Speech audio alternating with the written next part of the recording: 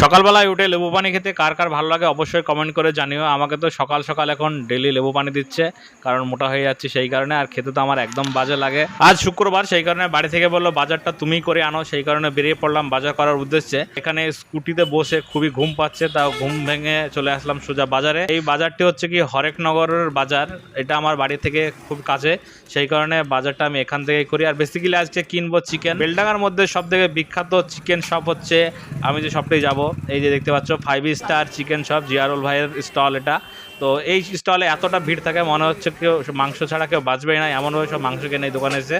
আর দেখতে পাচ্ছ জিয়ারুল ভাই এখানে বলা মাত্রই শুরু করে দিল কাটিং। একটা জিনিস ভালো লাগে ভাই, দামটা ঠিকঠাক নাই, প্লাস হচ্ছে কি মাংস যেখানকার মাংস বলি ভাই একদম সলিড একদম পিস দিয়ে দেয়। আর এখানে ভাইকে বললাম মাংসগুলি পিস করে দিতে, তো সুন্দরভাবে দেখতেই পাচ্ছ কত সুন্দরভাবে পিস করছে এখানে। তো আমার মাংস নেওয়া কমপ্লিট। আর বেসিক্যালি শুক্রবার ছুটি টুটি পেলে একটু বাড়িতে মাংস টাংস খেতে ইচ্ছা করে, তো সেই কারণে মাংস আনতে চলে আসলাম। আর এই ভাইদেরই অপর শাখা দেখতে পাচ্ছ রাস্তার উপরে, ওই ভাই যে বেরোচ্ছে ওখান থেকে।